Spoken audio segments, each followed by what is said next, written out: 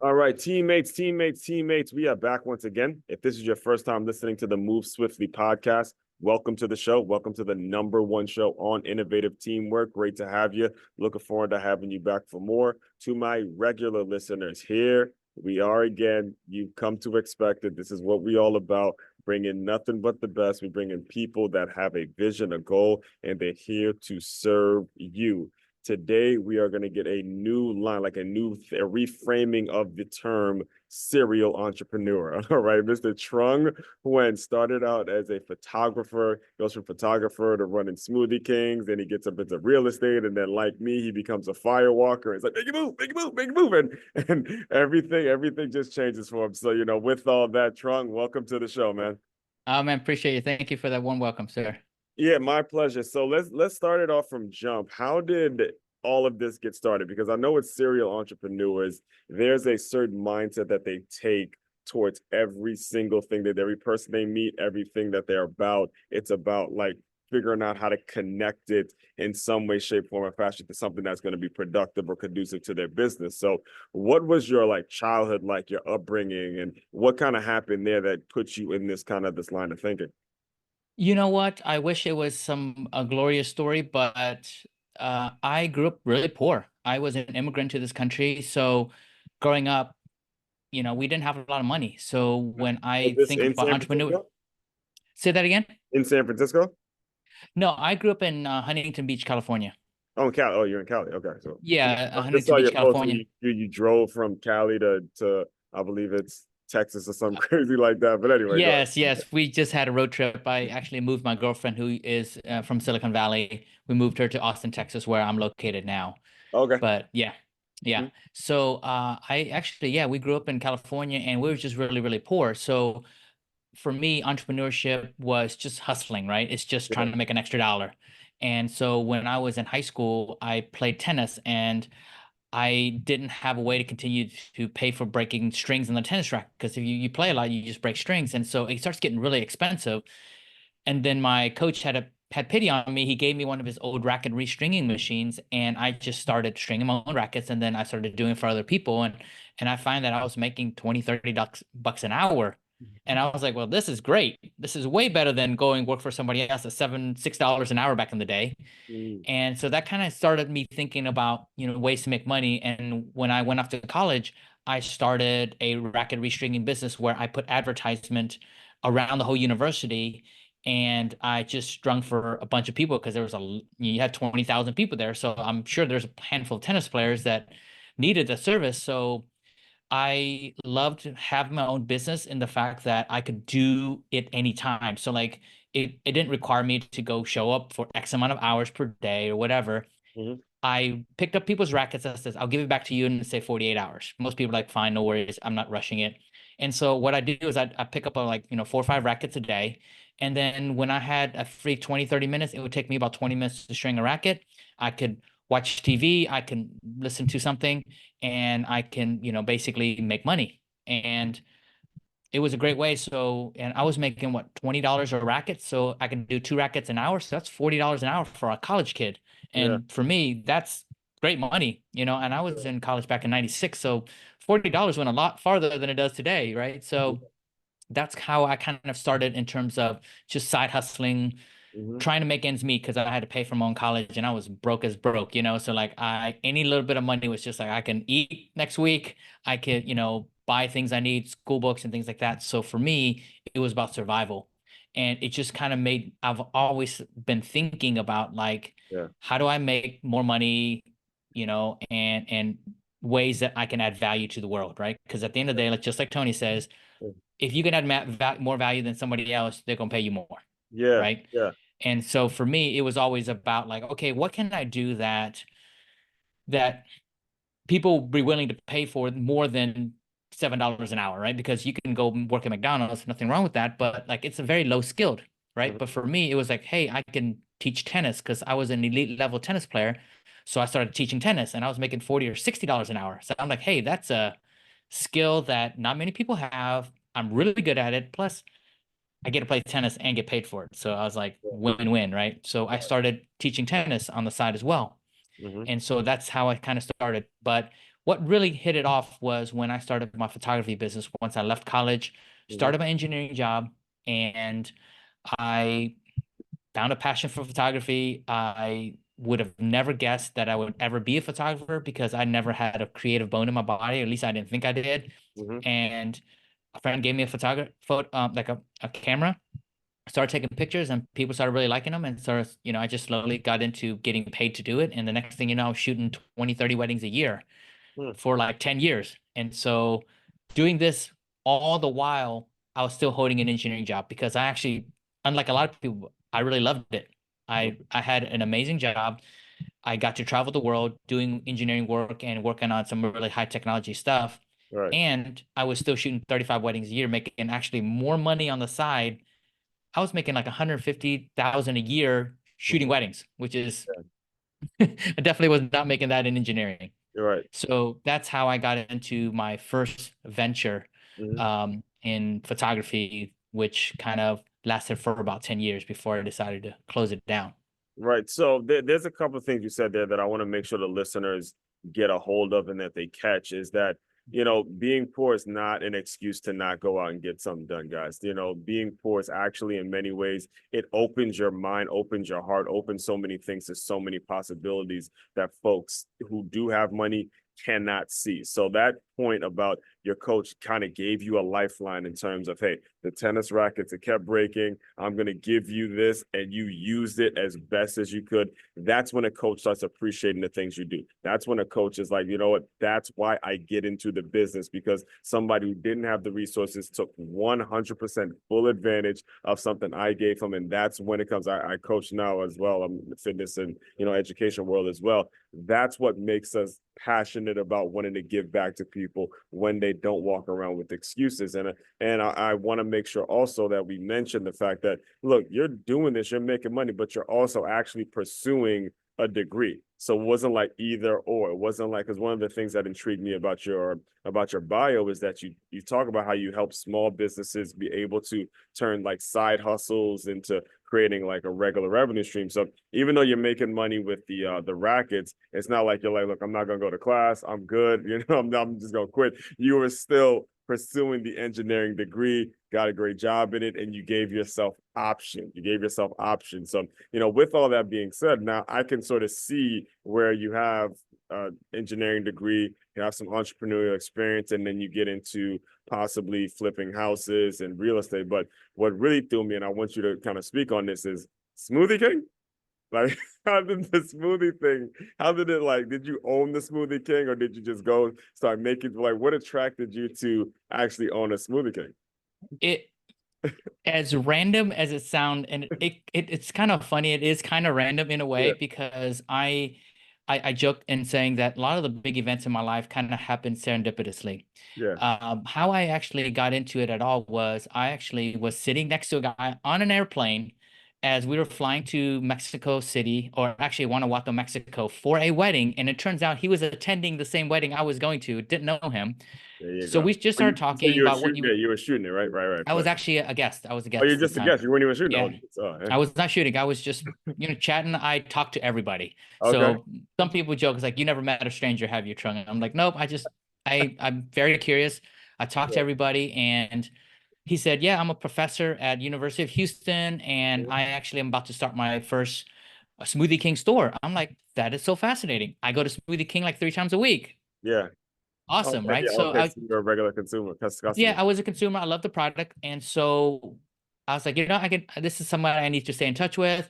And every quarter we'd go meet for lunch, just kind of check in how he's doing. And it wasn't with any agenda. It was somebody interesting I wanted to kind of keep in touch with, basically. And, I started telling him, I was like, I'm really thinking about potentially opening my own store. And so we talked some more. And then a couple months after that, he's like, hey, my mom and I both own my first store. Would you be interested in buying her out and being Hmm. 50-50 partners in the business? I was like, I looked up the numbers. I was like, let's do it. Hmm. And, I got a loan, put in some of my own cash, got a loan, and then bought 50% into the business. And what was really great about this was that when you start a business from scratch, the problem is you start in the red for many, many months. And a lot of times people never get out of the red. That's why they go bankrupt, right? Because they're just bleeding cash. Mm-hmm. And the beautiful thing about me joining a company that already a year into it is they've already gone through that period. Mm-hmm. I have basically a mentor slash business partner that knows how to run it really well, Mm-hmm. that I can just step in. I was still working a full-time job at this time, but because I didn't really need to, go work at it, Smoothie King, because we were owners and Mm-hmm. we had a manager running the store every day. And Mm-hmm. so I was able to go on weekends, spend several hours there working the shifts, understanding the business, doing the numbers on the business, working the books and everything, starting to understand the behind the scenes part of the business, which is really the business, right? Because the making the smoothies is a very small part of running a business. That Yes. is the actual execution and delivery of the product, but there's so much goes on behind it, like I remember building a team. actually Mhm. watching an Undercover Boss episode of Smoothie King, and man, I've watched that show very frequently, but the portions and the way people put the food, like so much of it is about serving size, and if you drop one that costs you a couple $100, so someone like you that had to actually study the numbers, a manager, let's say it's just somebody that's working there, not really taking the job seriously, if they're taking smoothies, if they're doing, like, you are going to notice every little inch of it. Mhm. And that's so key for business ownership. That's so incredibly important. So, Yeah. So let me backtrack a little bit and tell you why I picked the Smoothie King. Okay, because it wasn't as random as it sounds. Because if you've read, so you know how sometimes there's a moment in your life where you have an epiphany moment, and then once you see something, you can't unsee it, mm-hmm. right? And then you're like, okay, I cannot continue on this path knowing what I know. Okay. Yes. And I had that epiphany moment like in 2009. I was reading the book Rich Dad Poor Dad's The Cash Flow Quadrant. And if you're a Okay. business owner, you should probably read this book, right? That's what I got to pause you because listen, listeners, I get it. I've been doing this show for about 5 years now, and virtually probably feels like virtually every episode this book gets brought up. I'm just glad somebody else brought it up first because we talk, like, my regular listeners, we talk about Rich Dad Poor Dad as if it's like a Bible. I am absolutely incredibly obsessed with that book and Robert Kiyosaki and what he's all about. So thank you for being the Yeah. first one to bring it up this time. You know what? I tell people when they start entrepreneurship, this is the Bible. Read this first. It'll shift your mindset. This is what Yes. you need to do. Yes. Right. So the subsequent book is called the Cash Flow Quadrant. Uh-huh. Okay. And like without going through the whole book, the basic premise of the book is this: they say there's four ways people make money. There's the E quadrant, which is employee quadrant, which is you trading time for money. The Mm-hmm. S quadrant is you're self-employed and you're trading time for money, but at a higher rate with more flexibility, right? You're a doctor, a lawyer, a coach like me, you, Right, right. a photographer, which is what I was, right? Because when I wasn't shooting, I wasn't making money, right? Mm-hmm. So I Exactly. have my own business per se, Self-employed, but right. I'm still trading time for money. Then there's the I quadrant, which is the investor, where you're trading your money to make money. Like I buy real estate, I buy stocks, it appreciates over time. And then there's a B quadrant where I'm trading other people's time for my money. Mm-hmm. And I had that epiphany where I realized I was the S and I can only make so much money shooting weddings. It Mm-hmm. was great money. Don't get me wrong. I could have been very comfortable making 150K a year and quit my job and be completely okay and Right. be more than comfortable. But if I wanted to ever hit, say, 500,000, a million dollars a year, Mm-hmm. there's no way I can do that in the business that I was running because I was limited by me, right? And that's the problem. And Right. so after that epiphany moment, I said, I'm not booking another wedding. I'm closing this business down. Mm-hmm. And then for the next 2 years, I was in a search for a business that was a business where I can buy the business Mm-hmm. and not be trading time for money, but I'm trading other people's time for my money. And Right. that's why I was looking for Smoothie King. The reason I picked Smoothie King, say, over other franchise businesses is it's I love the product, and I believe that you have to really believe and have conviction about the product that you Right. have a business in. Otherwise, it's like if you can't really believe in the product and be proud of what you sell, it's hard to sell it, right?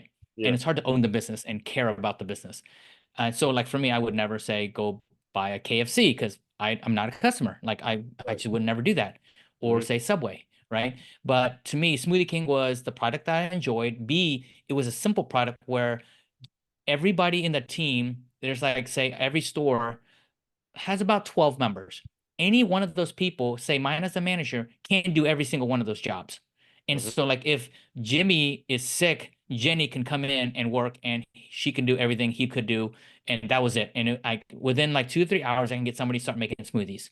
Yeah. Whether they know how to work a cash register just yet, it doesn't matter. Like within a day, they're fully up and running, It's right? And obviously, we'll need to be able to train them up on like upsells and things like that. But for the most part, they're not cooking anything, so there's no burners. There's nothing to burn down. It's yeah. just blenders, ice machines, Hmm. frozen fruit, fresh fruit, and fridges. Yeah. Super simple business. Right. And so like it kind of checked all the boxes for me because I didn't want to open a restaurant where you had to have chefs and Yeah. fix the menu and create menus and wastage of, foods.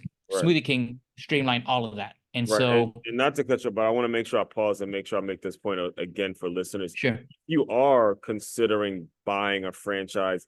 These are the things and the questions that you need to be asking yourself. Am I paying to own a business or did I just pay to have another job? All right. If you Hmm. make that clear in your mind, then you're going to make the right decision. I previously, before I got into education, I was previously a trainer at a company named Nine Round, and that company is no longer the specific Nine Round that I was at is no longer in business because this owner made the decision that he was basically paid to have another job as opposed to letting us kind of do what we did, and he's going to go out and market and do what it is he's doing. He was just sitting literally at the gym by himself all day. And I learned the importance of if you're going to spend a $500,000 or whatever they're going to charge, it's not going to be a cheap franchise fee, I'm sure. If you're going to pay that money and figure it out, ask yourself, is this going to be another job for me? Am I going to be able to be hands off, bring people in, and then I'm rolling doing what it is I would love to do, enjoy time with family or, build other things and stuff like that. So that's a very important distinction that he made. So I want to make sure we made that clear as well. Yeah, and I'm glad you said that. That's super important because at the end of the day, like I'm not looking to buy a $40,000 manager job at a Smoothie King, right? I mean, like you can do that any day. Like there's no point in buying a store and then getting a shitty job. Like Exactly. so that's 100% true, and I believe that. But at the end of the day, though, we have a lot of owners that run the whole spectrum. Some of them are super hands-on where they're there for 30 hours a week. And Hmm. then there's some people that own like 10 or 15 that never see their stores.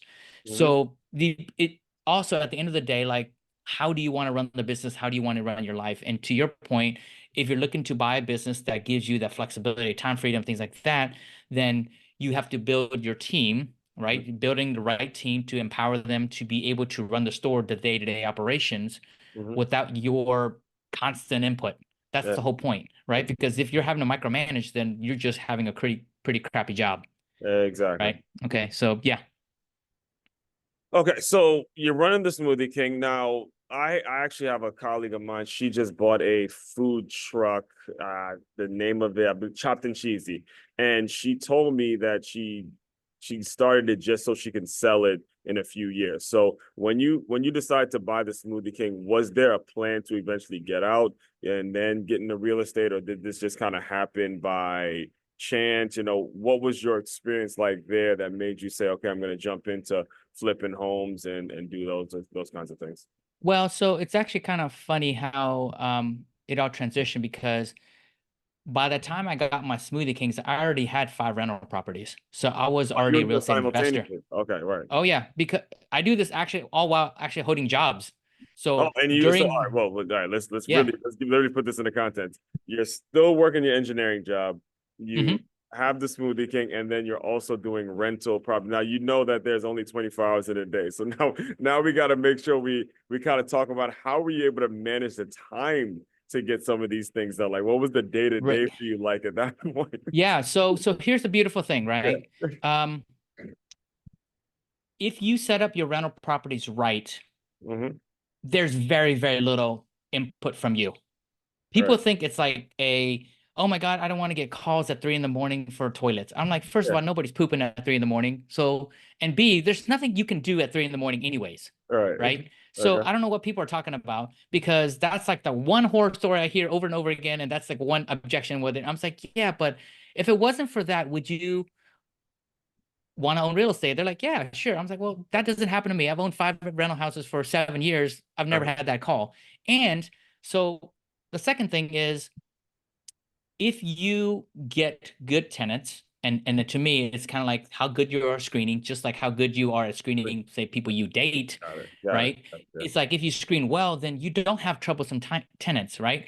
One of the tricks I came up with was obviously making sure you run your background check and you call your previous owners and things like that. But I required, as part of the rental agreement, they give me 12 months worth of rental checks ahead of time, post dated per, beginning of each month. Mhm. And I don't cash it obviously until the beginning of the month. Mhm. But the people that are objective, I don't have them as renters. And the reason I do that is Yeah. because I was like, you know what? If you are an upstanding person that handles their finances, got their crap together, then Mhm. you have no questions that you can hand over 12 checks and that that thing will clear at the end of the month. That's I hope y'all jotted that down. I mean, thank you actually for sharing that, because that's almost seems like it should be a proprietary thing that you keep to. That is excellent, and I almost want to like make sure listeners, and including myself, are able to take that principle and apply it into how you hire people, apply it into who you bring into your, like Tony Robbins talks about, the peer group and the people that you actually associate yourself with.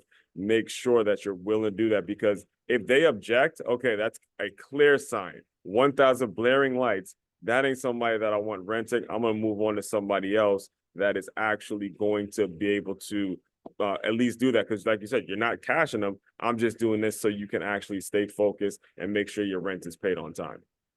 Yeah, so they don't have to mail me checks. Mm-hmm. You don't have to worry about, hey, did you put your check in the mail? Oh, I forgot. Let Yeah, me and let me that's just send it more 3 days late, right? We eliminated all that. I was like, hey, I do this for you.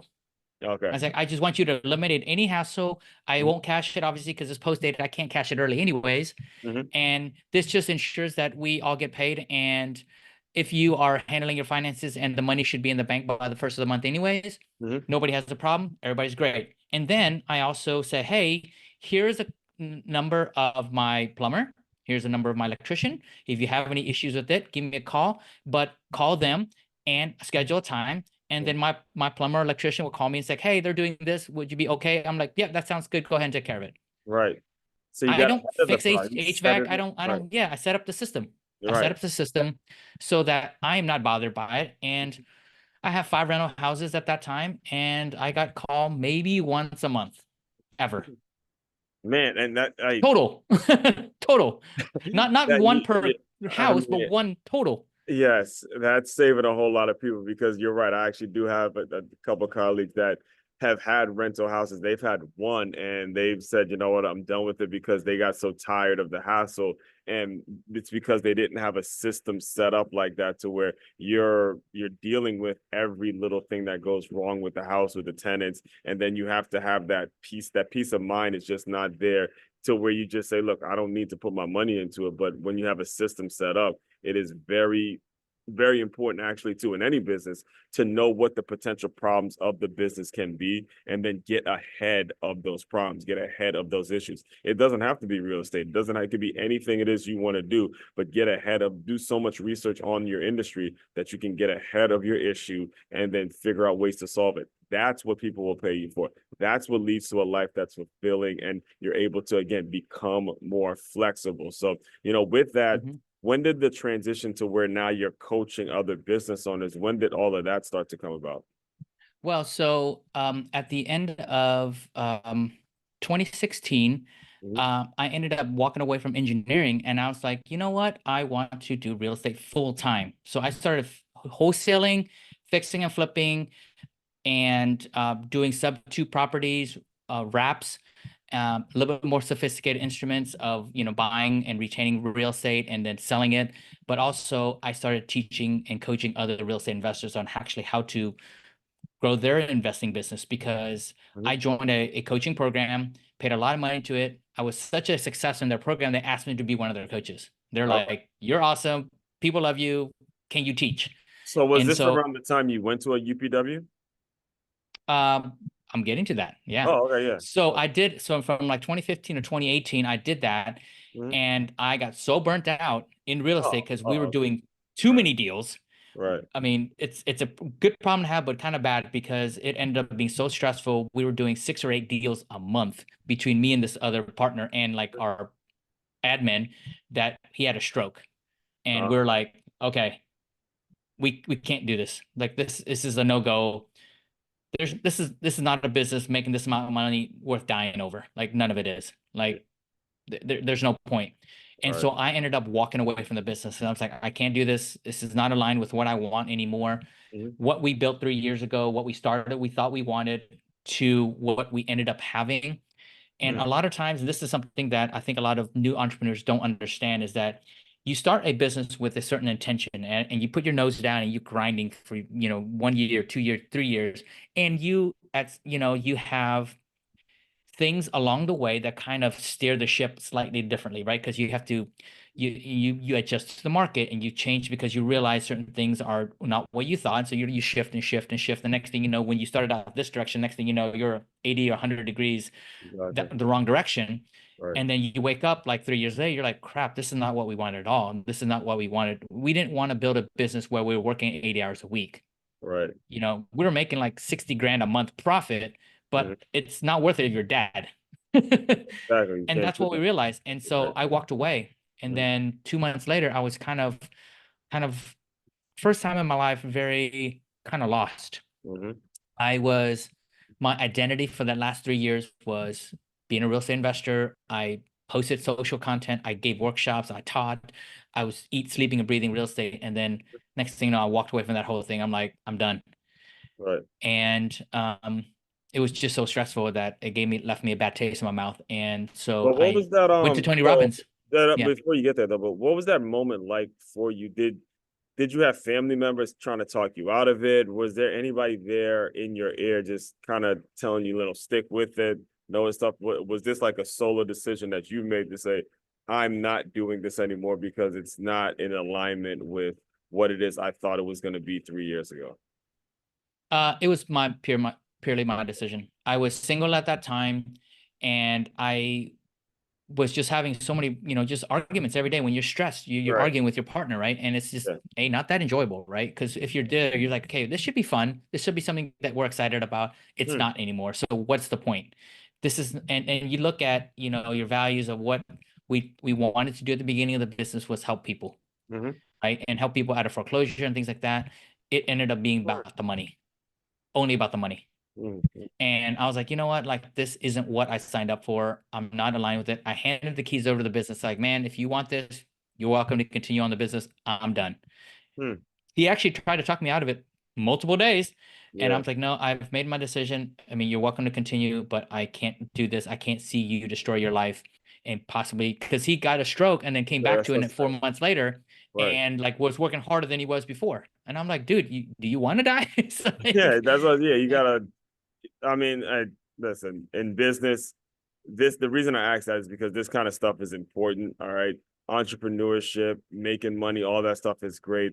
But eventually the human element does come in as a role. And you have got to get yourself around other human beings so they can actually see what's happening to you. Because, like you just said, when you get into your entrepreneurial vision in your place, your head's down, your blinders are up, and you're just going, going, going, going. And you're going to look up and realize, man, this is not at all what I thought it was going to be. And that's in those moments you got to have the balls to make the decision to walk away if it need be. You have to do that. And again, the people in your corner are going to be really, really important in regards to that. But ultimately, the decision is going to be on you to make that decision, make that the ultimate decision. So, with all that, yeah. I kind of know where you're probably going with this because you mentioned that guy that make a move. You mentioned that guy.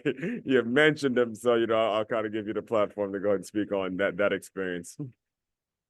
So I was looking for direction, and I decided to go to UPW, my first one. Mm-hmm. Did the whole fire walked and totally changed my life. And I walked away from it realizing that I want to do something that helps people, be more about something that bigger than myself, be something more fulfilling, and coaching other people.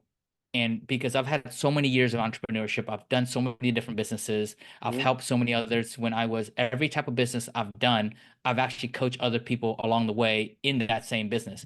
So I've just seen so much business as well. So I just realized that, you know what, for me, they say growth and contribution were starting two big areas in my life. And for me, teaching and empowering other people and teaching people the skill set of entrepreneurship, because like entrepreneurship is not a skill we teach or learn in school or anywhere really. No. And so we're all taught to be employees, right? But I know from in my heart that entrepreneurship has been the vehicle that has been the catalyst for the change and opportunities and the personal growth in my life. And I Hmm. want to give those skills to people that aspire to change their family, change their destiny, change their legacy of their generations after them, to be able to own something and not just work for somebody else forever. Right. And I want to teach that to other people. So when I'm looking at people that are struggling, I said, I can totally help you.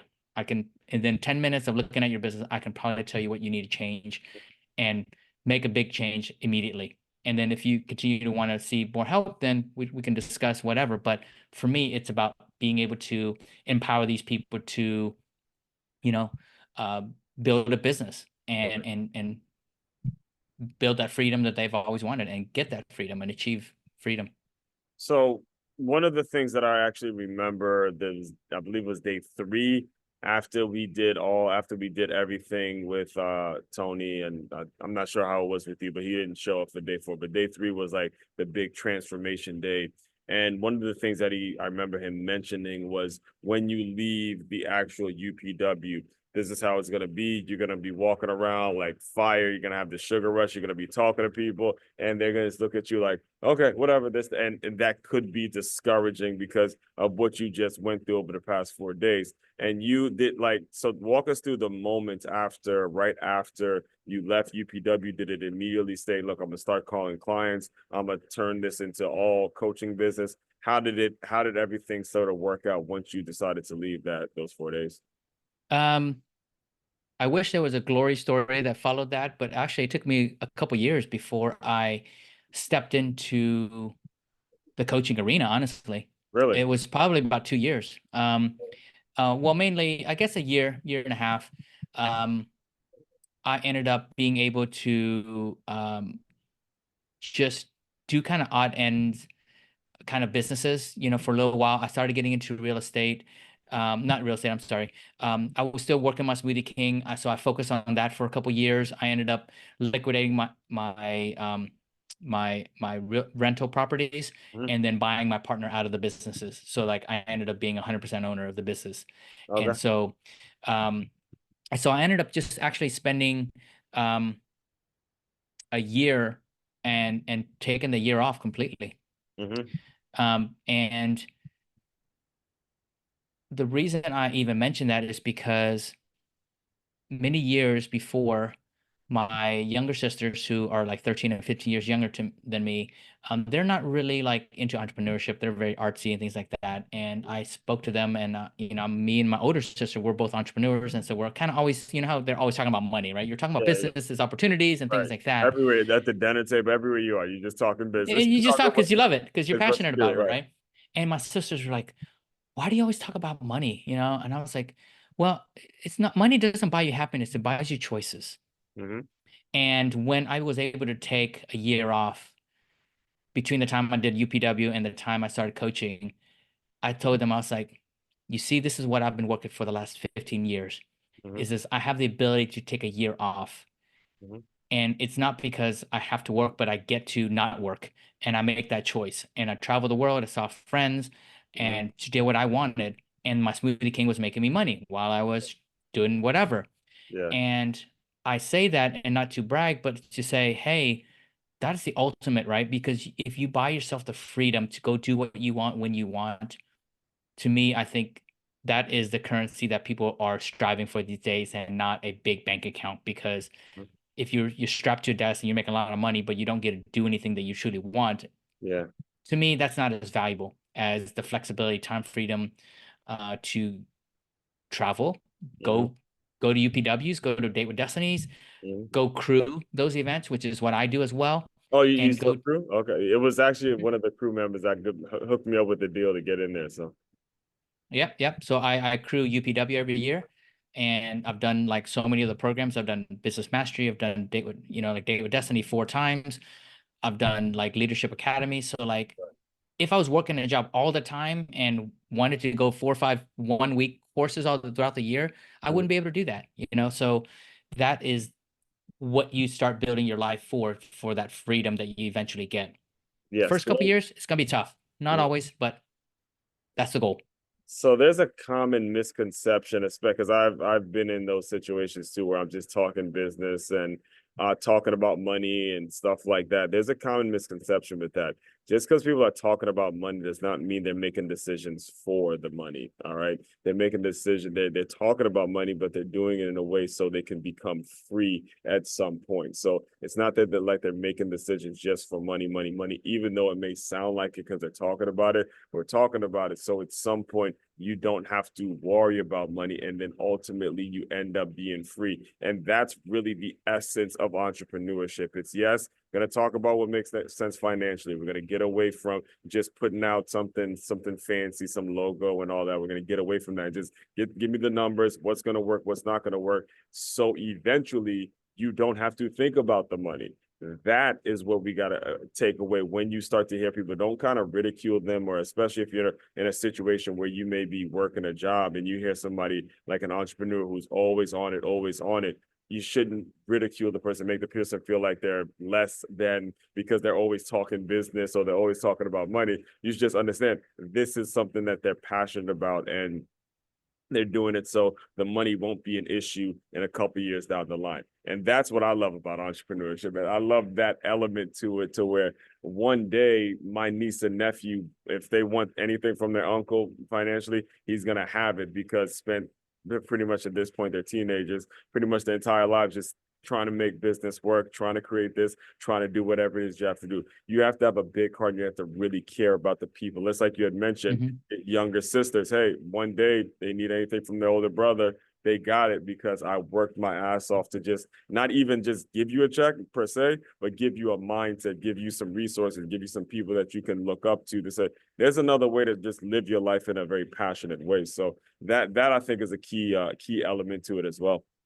Yeah. No, I mean, I eat, sleep, and breathe entrepreneurship. You know, for me, it's a lifestyle, Yes. and it's a way of thinking. And to me, and I think Tony talks about this, is money is a tool, right? I mean, it's a currency to be able to allow you to do the things that you really want to do. Right. It's not about never worrying about money, because here's the thing, and I've talked to millionaires and some billionaires, and you know what? They worry about money, but differently. Because Yeah. you're always going to worry about money. Like I hate to say it, but it's not about whether I could have to pay my rent, right? That's a different kind of worry, where they're like, okay, you know, when you have, though you don't have enough, you're like, okay, how do I make more? When Mhm. you have it, you're like, how do I hold on to it? And then the next step is like, how do you grow it? Right? Because if it's just sitting there, you're losing money. So you're always thinking about it in some different way. It's just a different level of thinking, like new level, new devil, as they say, right? Right. So it's not like you never worry about it. It's just you worry about different aspects of it. Mm-hmm. And so to me, I think it's just a tool, like Tony Mm-hmm. says.